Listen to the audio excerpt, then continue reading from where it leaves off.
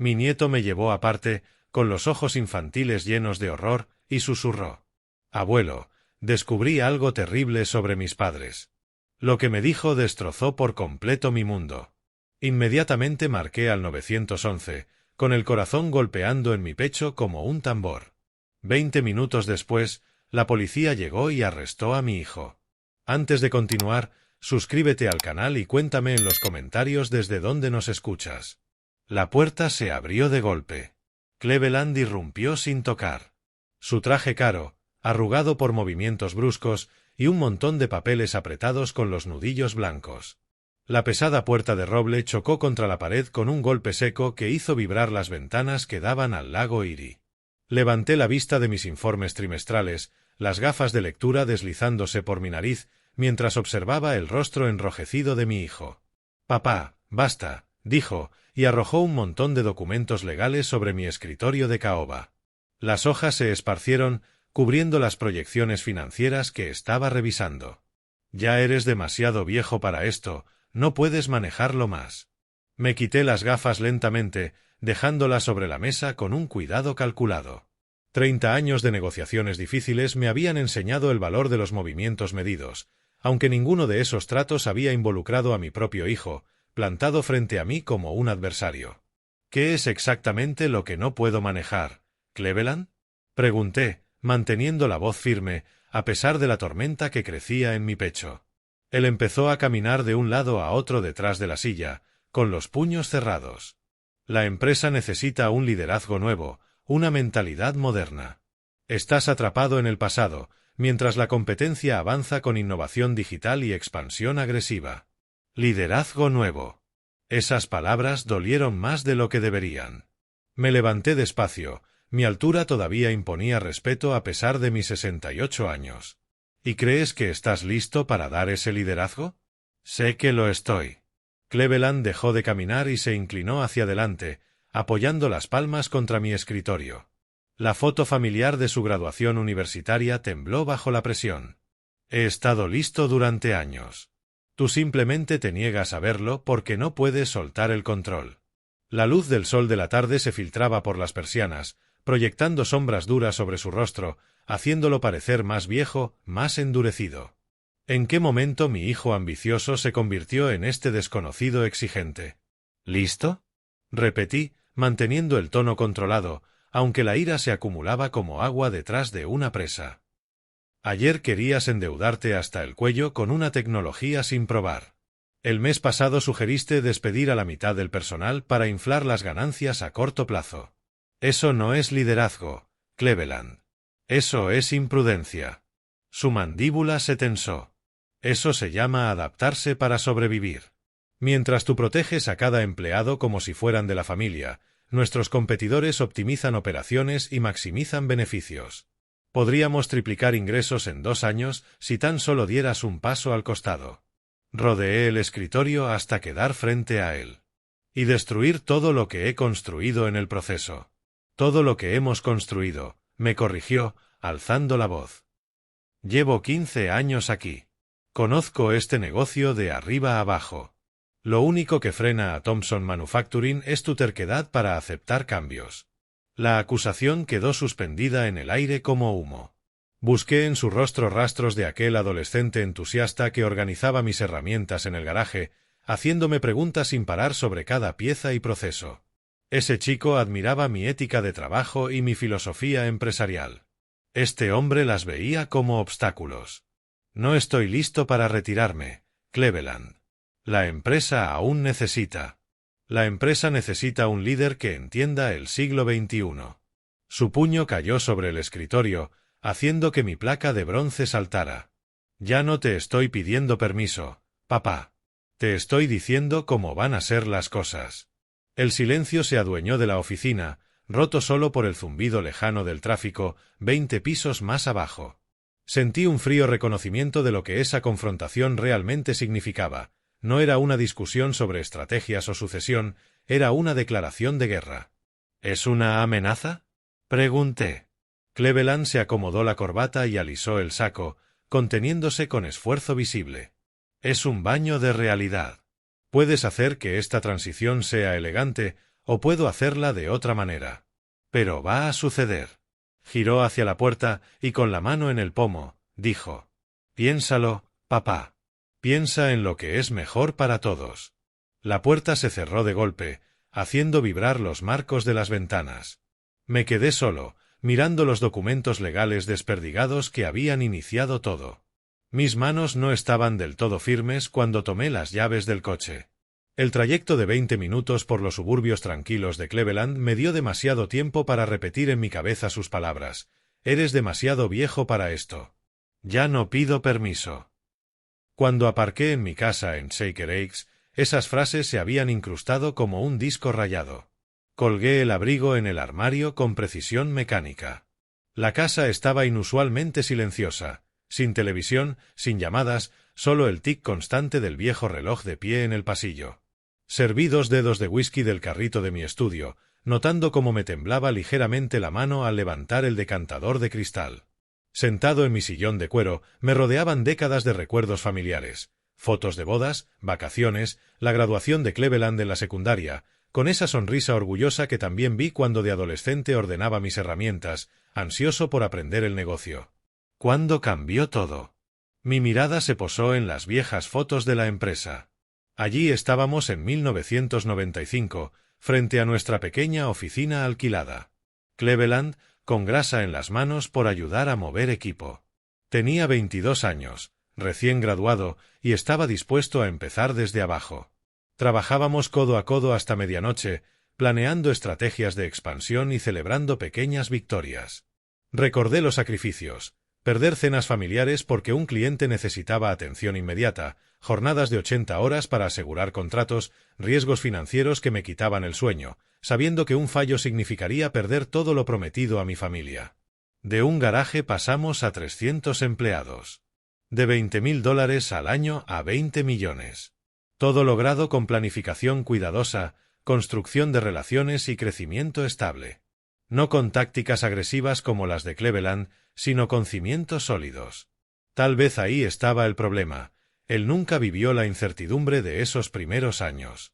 Entró cuando el éxito ya estaba asegurado, cuando las nóminas se pagaban sin problema y la expansión parecía inevitable. Heredó confianza, sin adquirir sabiduría. Ambición, sin comprender el costo del fracaso. Pero, ¿estaba siendo justo? ¿Mantenía el control porque la empresa realmente necesitaba mi guía, o porque no podía imaginar mi identidad sin ella? Tomé el teléfono y marqué el número de John Morrison, mi mentor de toda la vida. «Bill», su voz cálida sonó al otro lado. «¿Todo bien? Cleveland y yo discutimos hoy. Quiere tomar el control de la empresa de inmediato». Le resumí la escena sin mostrar cuánto me habían afectado sus palabras. John guardó silencio un momento. Las transiciones en negocios familiares nunca son simples. «¿Crees que está listo?» Es hábil, pero impaciente. Quiere cambiar todo de la noche a la mañana sin medir los riesgos. Aunque, tal vez yo solo tengo miedo al cambio.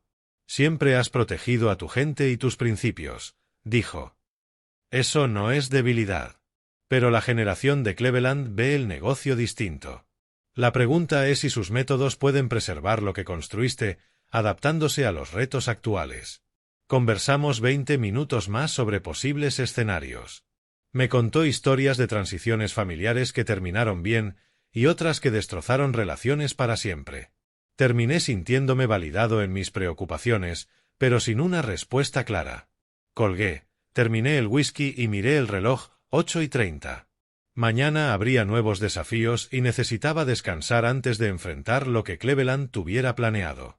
Subí a mi habitación decidido, pero con cautela, como un general que se prepara para una batalla que nunca quiso pelear. Llegué temprano a la oficina a la mañana siguiente, buscando ordenar todo antes de que empezara el día. Para las 8:15 ya había reorganizado el escritorio y recogido los papeles de la discusión. La luz suave de la mañana entraba con un aire más esperanzador que la dura claridad de la tarde anterior. Un suave golpe interrumpió mi revisión de correos. Cleveland entró con una bandeja plateada, 2 cafés y pasteles de su panadería favorita. Su postura era tranquila, casi tímida, muy distinta a la agresividad de ayer. «Papá, traje café», dijo, dejando la bandeja con cuidado. Quiero disculparme por lo de ayer. Me pasé de la raya. El aroma del café fresco llenó la oficina mientras él acomodaba las tazas con esmero. Sus movimientos eran medidos, controlados, como si hubiera ensayado cada paso de este acercamiento. Lo observé con atención, analizando cada gesto en busca de señales de un remordimiento genuino o de una manipulación calculada. Anoche estuve pensando en lo que dijiste, continuó Cleveland, finalmente encontrando mi mirada. Tenías razón sobre la paciencia y la sabiduría. He estado tan enfocado en el crecimiento y las oportunidades que olvidé apreciar lo que ya has construido. Se sentó frente a mi escritorio en lugar de imponerse de pie sobre él. Su lenguaje corporal era respetuoso, no desafiante. Recordé algo de cuando tenía 16 años, organizando tus herramientas en el garaje. Me dijiste que el verdadero éxito viene de entender cada pieza antes de intentar mejorar la máquina. ¿Yo dije eso? Pregunté, aunque la memoria me resultaba familiar. Envuelta en la neblina de tantas conversaciones padre-hijo a lo largo de los años, su referencia al pasado tocó algo profundo en mi pecho, ese orgullo paternal que había impulsado mis sacrificios durante 3 décadas. Acepté la taza de café que me ofrecía. Estaba a la temperatura perfecta, con el aroma intenso de mi mezcla favorita, la misma que él descubrió en sus años universitarios. Le has dado bastante vueltas a esto. Más de las que debería haber necesitado, dijo, dando un sorbo, tranquilo y reflexivo. Quiero ganarme tu confianza, no exigirla. Si estás dispuesto a trabajar conmigo en un plan de transición gradual, te prometo demostrar que puedo honrar lo que Thompson Manufacturing representa. Pasamos la siguiente hora hablando de proyectos y responsabilidades concretas. Cleveland hizo preguntas bien pensadas sobre clientes y procesos de fabricación, mostrando un interés genuino por detalles que antes había despreciado como metodología obsoleta. Asintió con entusiasmo cuando le expuse mi visión de crecimiento sostenible para los próximos 2 o 3 años. Ahora entiendo que paciencia no es lo mismo que estancamiento, comentó, revisando las notas que había tomado. Tu enfoque construye cimientos duraderos en lugar de ganancias pasajeras. El café tenía un sabor rico y envolvente, con notas de chocolate y caramelo, que me recordó a aquellas reuniones matutinas de antaño que terminaban en grandes acuerdos. Cleveland aceptó todas mis sugerencias, reconociendo el valor de la expansión gradual y de los programas de lealtad para empleados. Su cambio parecía casi perfecto, pero yo quería creer que era real. Hay un proyecto con Morrison Industries perfecto para que lo lideres, le dije, sintiéndome cautelosamente optimista sobre el futuro de nuestra relación. Implica el tipo de innovación que siempre has defendido, pero dentro de marcos que protegen nuestros valores centrales. Los ojos de Cleveland brillaron con lo que parecía auténtico entusiasmo. Sería un honor encargarme de ello. Gracias por confiarme algo tan importante. Al finalizar la reunión, recogió las tazas y el plato de pasteles, prometiendo ganarse la empresa en lugar de heredársela. Su humildad parecía auténtica y, por primera vez en meses, sentí esperanza de poder unir su ambición con mi experiencia. Lo observé salir con la bandeja plateada en las manos, con el mismo cuidado que había mostrado durante toda la conversación. El regusto amargo del café permanecía un poco en mi boca, pero lo atribuí a la diferencia entre el café de oficina y el preparado profesional. Por ahora, me permití sentirme optimista sobre el futuro de nuestra familia. Las 5:45 llegaron con la misma puntualidad de siempre. Guardé la hoja de proyecciones trimestrales y tomé el abrigo colgado detrás de la puerta. Al ponerme de pie, llegó la primera oleada, un mareo repentino que me obligó a aferrarme al borde del escritorio mientras algunos papeles caían al suelo. Esto no es cansancio normal. La habitación se inclinaba ligeramente, como al bajar de un carrusel demasiado rápido. Apoyé la mano sobre la fría superficie de madera, esperando recuperar el equilibrio. El zumbido constante del aire acondicionado parecía amplificado, compitiendo con un pitido inesperado en mis oídos. Las náuseas llegaron después, lentas pero persistentes. Aflojé la corbata y desabotoné el cuello, buscando aire, aunque la temperatura era agradable. Me temblaban las manos al coger la botella de agua junto al monitor. ¿Qué me está pasando? Intenté ponerme de pie otra vez, pero mis piernas no respondían como deberían. La vista del lago Erie a través de las ventanas parecía distorsionada, como espejismos bajo el calor, y un sabor metálico cubría mi lengua. Esto no era estrés ni exceso de trabajo. Algo iba realmente mal. Presioné el botón del intercomunicador, me costó 2 intentos. Finalmente pedí un taxi. Pude darle al conductor mi dirección y pagar sin problemas aparentes. Mientras salíamos del aparcamiento de Thompson Manufacturing, observé el horizonte del centro de Cleveland por la ventanilla trasera. 30 años construyendo esa empresa, y ahora mi propio cuerpo me traicionaba justo cuando todo parecía encaminarse con la nueva madurez de Cleveland. ¿Se encuentra bien, señor?, preguntó el taxista, mirándome por el retrovisor. Estoy bien, gracias, respondí, aferrando la manija de la puerta para estabilizarme mientras tomábamos la autopista hacia Shaker Heights. La luz de la tarde me resultaba insoportablemente brillante, así que cerré los ojos y apoyé la cabeza. Mañana será mejor. Tiene que serlo.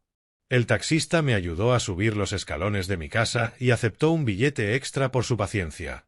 Dentro, la familiaridad del hogar me dio algo de alivio psicológico, aunque mi cuerpo seguía rebelándose. Preparé una cena ligera, sopa de pollo enlatada y galletas saladas, la típica comida que uno toma cuando está enfermo. Sentado en mi sillón, me sentí un poco mejor. Las náuseas eran intermitentes, y el temblor de mis manos había cedido. Dormir temprano y listo. Mañana estaré bien. A las 10:30 ya estaba en la cama, esperando el descanso reparador que siempre me había funcionado. La luz roja del reloj digital era lo único que iluminaba la habitación. A las 11:45 desperté con renovada violencia. Las náuseas habían vuelto, más fuertes, acompañadas de un dolor de cabeza que martilleaba como una obra en construcción dentro de mi cráneo. Fui tambaleándome al baño por agua y aspirinas, sujetándome al marco de la puerta. A la 1:20 volví a despertar. El dolor era peor y ahora se sumaban sudores fríos. Me senté en el suelo del baño, apoyando la mejilla contra la fría pared de azulejos, esperando que pasara otra oleada. A las 3:15 llegó el peor episodio hasta ahora. Duración, en curso. Gravedad, de moderada a severa. Posibles causas: intoxicación alimentaria, infección viral, reacción al estrés, interacción de medicamentos, episodio relacionado con la edad. Evitaba buscar en Internet, sabía bien el agujero negro de autodiagnósticos que me esperaba. Preferí centrarme en hechos observables: la línea de tiempo, las sensaciones exactas, la progresión gradual de una simple molestia a una enfermedad considerable. El amanecer llegó a las 6 con una leve mejoría. El dolor de cabeza se había reducido a un nivel manejable, y mi estómago parecía lo bastante estable como para moverme. Me duché con cuidado, dejando que el agua caliente se llevara la miseria de la noche. Ropa limpia, mi armadura contra la posibilidad de seguir enfermo. Desayuné tostadas y té suave, combustible insípido para lo que el día trajera. Haría una cita con el médico si los síntomas continuaban. Pero primero, debía atender cualquier emergencia empresarial acumulada durante la noche. El trayecto en coche hasta Thompson Manufacturing requirió concentración extra. Sujeté el volante con firmeza, tomando las curvas con cautela inusual. El sedán rojo de Cleveland ya estaba en el aparcamiento cuando llegué, algo que podía ser coincidencia o una atención calculada. Para las 9:30, había revisado 3 correos urgentes y firmado 2 contratos, pese a la niebla persistente en mi cabeza. La experiencia de la noche anterior me había dejado funcionando quizá al 70%, pero al menos estaba funcionando. Me masajeé las sienes intentando despejar la bruma mental, cuando un suave golpe en la puerta interrumpió mi concentración. «Buenos días, papá», dijo Cleveland entrando, cargando un servicio de café elaborado, no solo tazas, sino una jarra térmica, una selección de pasteles y lo que parecían suplementos vitamínicos dispuestos en una bandeja plateada. «Te ves algo pálido.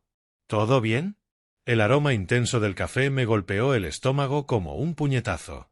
Mi cuerpo reaccionó con una intensidad sorprendente, como si reconociera una amenaza que mi mente consciente no lograba identificar. «Hoy no, hijo». «Sigo un poco indispuesto».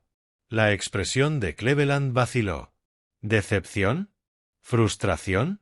Fuera lo que fuera, pasó demasiado rápido como para analizarlo bien, reemplazada por una preocupación exagerada, casi teatral. ¿Qué clase de síntomas?, preguntó inclinándose hacia adelante con una curiosidad casi médica. Sabes que Ope tiene experiencia en enfermería. Podría darte algunos consejos si le cuentas lo que sientes. Malestar general. Dolor de cabeza, náuseas, fatiga, respondí, manteniendo la descripción mínima. No quería parecer débil cuando la empresa necesitaba liderazgo fuerte. Probablemente solo me he exigido demasiado estos días. O quizá lo que necesitas es una buena nutrición y apoyo familiar, replicó, como si ya tuviera preparada la respuesta. Ope va a hacer su famoso pot roast curativo esta noche. ¿Por qué no cenas con nosotros? Ethan ha estado preguntando por el abuelo. La mención de mi nieto tocó justo la fibra emocional correcta. Llevaba 2 semanas sin verlo, y su entusiasmo siempre me levantaba el ánimo en momentos difíciles. Cleveland pareció notar que esa invitación funcionaba. Ella tiene recetas especiales de sus días como enfermera. Comida que realmente ayuda a recuperarse, no solo a llenar el estómago, añadió, escribiendo algo en su tarjeta de presentación y deslizándola sobre mi escritorio. 7. Ope insiste en que las comidas familiares curan más que muchos medicamentos. Mi mente lógica anotó lo oportuno del momento, invitar al pariente enfermo justo al día siguiente de caer enfermo. Pero la imagen de Ethan apareció de inmediato, junto con el recuerdo de la calidez genuina de Ope en las reuniones familiares. La soledad de anoche había sido miserable. Un poco de compañía podría ser justo lo que necesitaba. Suena estupendo. Gracias por pensar en mí, dije, guardando la tarjeta con la dirección de su casa en Westlack. Dile a Ope que le agradezco su preocupación. Cleveland recogió el café sin tocar, con movimientos ligeramente apresurados, aunque su sonrisa seguía perfectamente calibrada. Le encantará saberlo. Ethan está trabajando en un proyecto de dibujo que quiere enseñarte.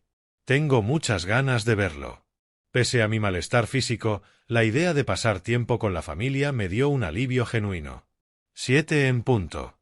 Cuando Cleveland se fue, me quedé un momento con la invitación en la mano. El gesto me parecía a la vez generoso y sospechosamente conveniente. Mi hijo nunca había mostrado tanto interés en mi salud. Y ahora, en menos de 24 horas desde mi repentina enfermedad, me ofrecía consulta médica y cena terapéutica. Gratitud y desconfianza son malas compañeras de cama. Guardé la tarjeta en el bolsillo de mi chaqueta, ya imaginando la sonrisa de Ethan y la atención de Ope a mi recuperación. El trayecto de 30 minutos hasta Westlack, por los suburbios arbolados de Cleveland, despejó un poco mi cabeza, aunque el cansancio seguía allí. La casa de Cleveland, moderna y bien cuidada, reflejaba la prosperidad que Thompson Manufacturing había dado a la familia. Ethan salió corriendo por la puerta antes de que pudiera tocar el timbre. Su energía de 10 años contrastaba con mis pasos calculados hacia la entrada. «¡Abuelo!», exclamó, abrazándome con esa fuerza que hace que cada sacrificio valga la pena. «Ahí está mi nieto favorito». Le revolví el cabello rubio arena, sintiendo verdadera alegría por primera vez en 2 días. «¿Qué has estado haciendo?». El aroma de carne asada con hierbas llegaba desde la cocina, donde Ope y Cleveland trabajaban en sincronía. Ella removía algo en la estufa mientras él ponía la mesa con una precisión inusual. «Ven, te voy a enseñar mi nuevo juego, abuelo», dijo Ethan, tirando de mi mano hacia el sofá del salón. Era un juego sobre construir ciudades y administrar recursos. Nos sentamos en el mullido sofá seccional, y él me explicó las complejas reglas con la paciencia de alguien que había esperado mucho para este momento. Su entusiasmo consiguió apartar momentáneamente mis preocupaciones por la debilidad en las manos y las ocasionales oleadas de náusea que aún aparecían sin previo aviso. «La cena en 20 minutos», anunció Cleveland desde la cocina, con un tono forzadamente alegre que sonó un poco tenso. Ope está haciendo su famoso pot roast de recuperación, especialmente para que papá se reponga. La emoción de Ethan se apagó un instante. Miró hacia la cocina y luego volvió la vista al mando del juego que sostenía. Algo en su expresión cambió, un nerviosismo que no había notado antes, como si la mención de la cena hubiera despertado un recuerdo incómodo. «¿Todo bien, campeón?», pregunté, observando cómo empezaba a juguetear con los botones del mando sin siquiera jugar. Ope apareció en el marco de la puerta, secándose las manos con un paño de cocina. —¿Cómo te sientes, Bill? ¿Alguna mejoría desde ayer? Su tono parecía genuino, aunque había algo en su mirada. No era solo preocupación, era como si evaluara mi respuesta. Mejor, gracias. Este tiempo en familia es justo lo que necesitaba. Sonreí, aunque el nerviosismo persistente de Ethan empezaba a preocuparme más que mi propio malestar físico. Abuelo, dijo de pronto, bajando la voz hasta un susurro, tengo que decirte algo muy importante. Dejó el mando y se giró hacia mí, su rostro serio de una forma que no encajaba con sus 10 años. ¿Qué pasa, hijo? Pregunté, inclinándome y bajando la voz para igualar la suya. Ethan miró hacia la cocina, luego volvió a mí. Escuché a mis padres hablando de poner gotas en tu comida. Dijeron que te haría enfermar para que les dieras la empresa. Las palabras salieron atropelladas, como si las hubiera estado reteniendo demasiado tiempo. El mundo se detuvo. Todo lo que creía saber sobre la lealtad familiar, sobre la supuesta madurez de Cleveland, sobre la preocupación cariñosa de Ope, se derrumbó en un solo latido. ¿Qué escuchaste exactamente? Mamá estaba mezclando algo en una sopa. Papá dijo que te haría débil para que no pudieras dirigir la empresa. Las manos de Ethan temblaban mientras hablaba. Quieren hacerte daño, abuelo. No quiero que te lastimen. Tomé sus pequeñas manos entre las mías, sintiendo que su temblor se sincronizaba con el terremoto que tenía dentro. Hiciste bien en decírmelo. Ahora prométeme algo muy importante. Asintió, solemne. No le digas a tus padres que hemos tenido esta conversación. Déjame encargarme. Estás a salvo, y voy a asegurarme de que los dos lo estemos. Le apreté las manos con suavidad. Voy un momento al baño. El baño de invitados me dio la privacidad que necesitaba para procesar lo que Ethan me había contado. Cerré la puerta con un clic suave. Mis manos ya no temblaban por enfermedad, sino por una ira controlada. Mi hijo, mi propia sangre, intentando matarme por una empresa que yo había construido para asegurarle un futuro. Saqué el móvil, revisé la señal y marqué el 911. Cada sonido proveniente de la cocina estaba amplificado. El tarareo de Ope, las puertas de los armarios abriéndose y cerrándose, ruidos ordinarios que ahora llevaban un trasfondo siniestro. 911. ¿Cuál es su emergencia? Mi hijo está intentando envenenarme. Decirlo en voz alta me resultó surrealista, pero la confesión asustada de Ethan no dejaba margen a dudas. Estoy en su casa ahora mismo, 1247 Oak Street, en Westlake. Señor, ¿está en peligro inmediato? Están preparando la cena. Mi nieto escuchó que hablaban de poner algo en mi comida. Mantenía la voz baja pero clara, con un oído pendiente de si alguien se acercaba a la puerta del baño. Llevan 2 días haciendo esto. Necesito agentes aquí de inmediato. Estamos enviando unidades a su ubicación. ¿Puede evitar comer lo que le ofrezcan? Sí, puedo ganar tiempo, pero por favor, dens prisa. Hay un niño aquí, mi nieto de 10 años. Es él quien me advirtió. Las preguntas profesionales del operador me ayudaron a ordenar los detalles, dirección exacta, número de personas en la casa, si había armas presentes. Las unidades están en camino. Llegada estimada, 15 minutos. Señor, mantenga la calma y evite cualquier confrontación. No les diga que ha llamado a la policía. Tiré de la cadena y abrí el grifo para mantener la apariencia de un uso normal del baño, mientras mi mente encajaba las piezas del rompecabezas, la presión agresiva de Cleveland por controlar la empresa, la experiencia médica de Ope, la casualidad de que mi enfermedad empezara justo después del café que me sirvieron ayer por la mañana. Todo cobraba sentido, y era espantoso. Me miré en el espejo, forzando mi expresión a la neutralidad. En 15 minutos, mi familia estaría rota, pero Ethan estaría a salvo. Eso tenía que ser suficiente. Abrí la puerta y volví al pasillo justo cuando Cleveland llamaba desde el comedor. «Papá, ven a la mesa. Ope ya tiene todo listo y huele increíble». El hombre que me llamaba a cenar era el mismo que de adolescente me ayudó a organizar las herramientas, que me hizo 1000 preguntas sobre el negocio, que lloró en su boda y cuando nació Ethan, y ahora estaba calculando la dosis necesaria para matar a su propio padre. Caminé hacia el comedor con pasos firmes, preparándome para la actuación más importante de mi vida. Cleveland había convertido el comedor en una escena de fiesta. Manteles de tela, la vajilla buena, el vapor de las fuentes de comida elevándose entre flores frescas, todo con un aire de celebración que me revolvía el estómago por razones ajenas a mi enfermedad. «El invitado de honor ocupa la cabecera», anunció con un gesto teatral, guiándome a la silla frente a la cocina.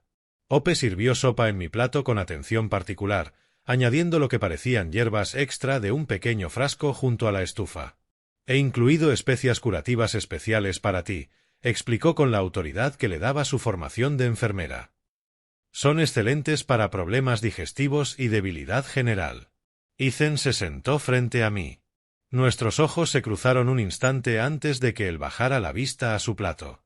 El miedo en su rostro era apenas contenido, y supe que observaba cada movimiento de sus padres con el mismo horror que yo. Por la sanación familiar y los nuevos comienzos, Cleveland alzó su vaso de agua en un brindis, esperando que todos lo siguiéramos. «Que esta comida devuelva la fuerza de papá y nos acerque más que nunca».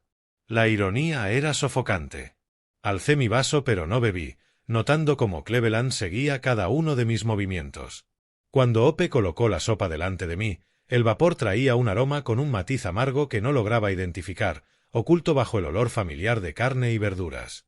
«No tengo mucha hambre esta noche», dije con cortesía, empujando el plato un poco. «Aún me siento algo mal por lo de ayer. Pero necesitas alimentarte para recuperarte». La preocupación de Cleveland sonaba auténtica, hasta que noté un leve filo en su tono. «Ope pasó horas preparando esto para ti. La sopa tiene nutrientes que tu cuerpo necesita», añadió Ope, acercándose. «Sin una buena nutrición, tu sistema inmune no podrá combatir lo que te está afectando». Mantuve mi negativa educada, pero la paciencia de Cleveland se estaba agotando. Vi cómo se tensaba su mandíbula cuando rechacé una segunda vez y cómo intercambió una mirada inquieta con Ope. «Papá, tienes que comer algo», dijo, con la misma autoridad que usó en nuestra confrontación en la oficina. «Llevas 2 días enfermo. Esta sopa te ayudará». «He dicho que no tengo hambre». Mi respuesta salió más firme de lo que esperaba. Ambos se pusieron tensos. El sonido de puertas de coche cerrándose afuera interrumpió el silencio. Pasos firmes se acercaron a la entrada, seguidos de un golpe autoritario en la puerta. «Policía, abra la puerta». El rostro de Cleveland palideció. «¿Quién llamó a la policía?», preguntó, acusador, mirando a Ope y luego a mí, como si empezara a entender. Ope dejó caer el cucharón con un golpe metálico que resonó en el comedor. Ethan se bajó de la silla y se acercó a mí, buscando protección. «Departamento de Policía de Westlack», la voz del agente no dejaba lugar a negociación. «Necesitamos hablar con los residentes de inmediato. Cleveland Thompson, abra la puerta ahora mismo». Cleveland avanzó hacia la entrada tambaleante, el color drenándose de su rostro. Ope dejó caer la cuchara de servir con un ruido que pareció retumbar en la habitación.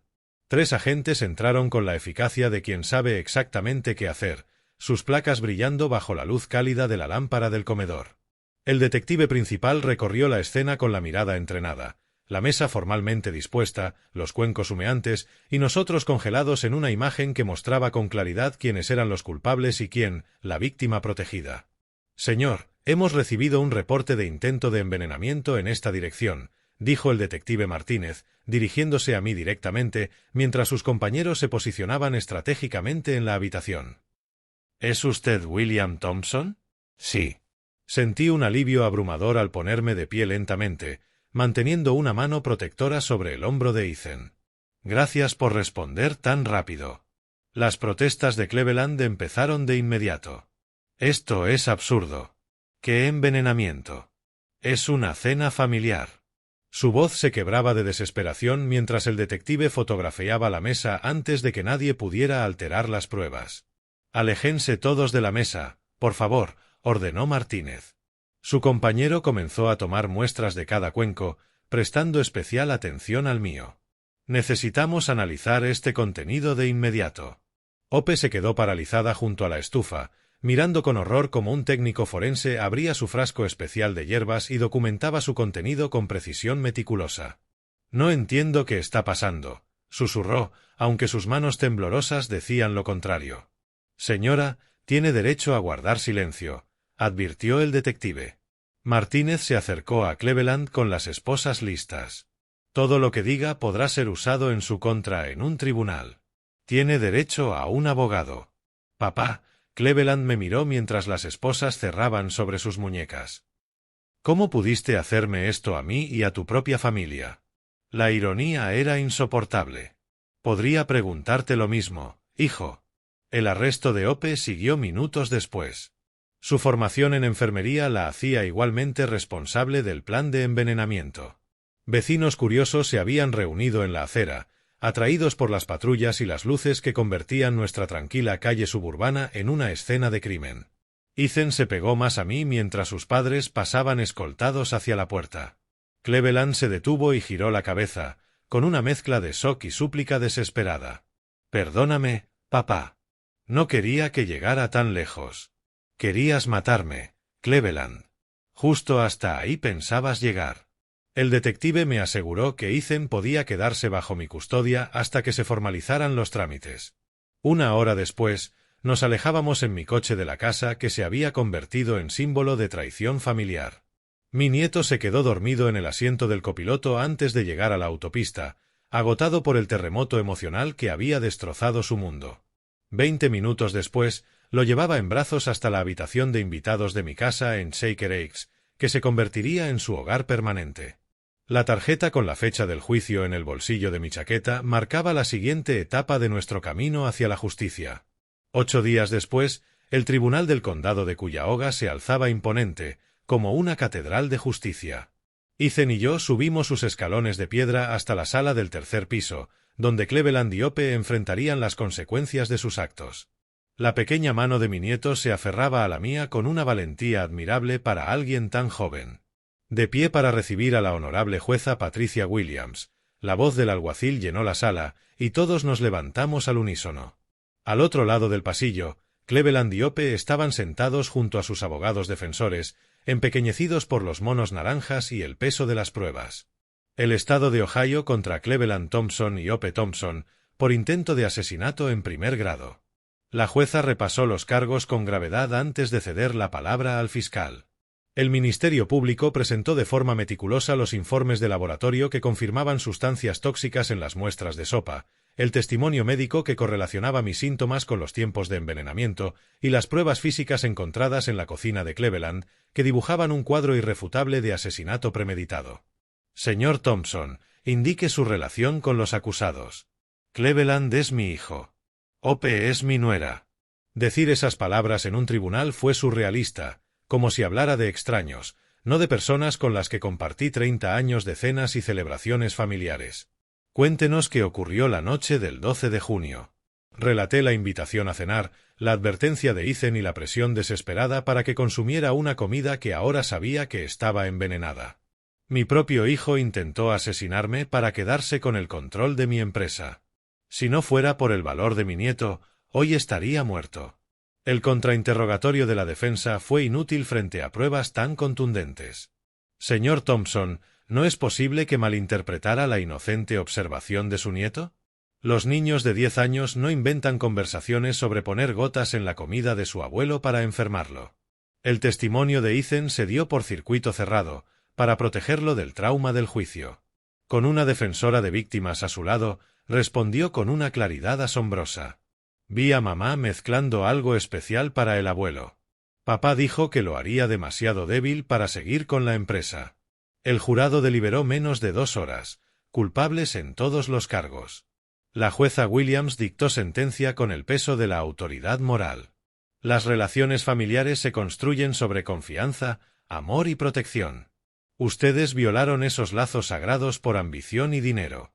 Los condeno a 8 años de prisión estatal. Las últimas palabras de Cleveland resonaron en la sala. Papá, perdóname. Me perdí por completo. Vi cómo se los llevaban. Sentí que se había hecho justicia, pero no encontré satisfacción al ver a mi hijo desaparecer tras los barrotes. 4 días después del juicio, estaba en mi oficina de Thompson Manufacturing, revisando documentos legales con una perspectiva para siempre marcada por la traición familiar. Las fotos de los hitos de la empresa tenían ahora otro significado. el éxito no vale nada si no puedes confiar en quien lo comparte contigo. Mi abogado desplegó nuevos documentos sobre el mismo escritorio de caoba donde Cleveland había lanzado sus exigencias de control inmediato. Estas cláusulas garantizan que Ethan heredará la empresa a los 25, con gestión profesional hasta entonces. Y eliminamos el nombre de Cleveland de todos los documentos corporativos. La decisión era necesaria y desgarradora. Establezcamos un fondo educativo para la formación empresarial de Ethan, pero sin presionarlo a unirse a la empresa, salvo que él lo decida. A las 4, conduje hasta Aywater Park, con vistas al lago Erie, donde Ethan y yo habíamos creado la rutina de ver el atardecer y hablar de su adaptación a vivir conmigo. La misma vista que tenía desde mi oficina, pero ahora en un entorno de paz. «Abuelo, ¿crees que mamá y papá todavía me quieren?», preguntó, con la inocencia de un niño intentando comprender la traición adulta. «Te quieren mucho. Tomaron decisiones terribles sobre el dinero y el poder, pero su amor por ti nunca estuvo en duda». Pasé mi brazo sobre sus hombros mientras veíamos los barcos a lo lejos. A veces, la gente pierde de vista lo que realmente importa. Hablamos de su nueva escuela, de planes para el fin de semana y de cómo iba entendiendo que vivir conmigo no era algo temporal. Su resiliencia me asombraba, la capacidad de encontrar alegría a pesar de todo. ¿Algún día dirigiré la empresa? Solo si tú quieres. Tendrás muchas opciones y te apoyaré en lo que te haga feliz. El atardecer lo bañó todo en oro mientras nos sentábamos en nuestro banco favorito. Lo más importante que puedo enseñarte es que la verdadera riqueza está en las relaciones construidas sobre confianza. De regreso al coche, de la mano, me sentí más ligero que en años. La justicia se había cumplido. Los lazos familiares se habían puesto a prueba, donde importaba, se habían fortalecido. El futuro estaba lleno de posibilidades que nunca había imaginado. La risa de Ethan cuando le propuse cenar helado me recordó que algunas tradiciones familiares merecen conservarse y otras, crearse de nuevo. Teníamos trabajo por delante, heridas que cerrar y un nuevo tipo de legado familiar por construir juntos. Si te gustó esta historia, dale me gusta al vídeo, suscríbete al canal y cuéntame en los comentarios qué te pareció. Para escuchar la siguiente historia, haz clic en la caja de la izquierda. Gracias por vernos.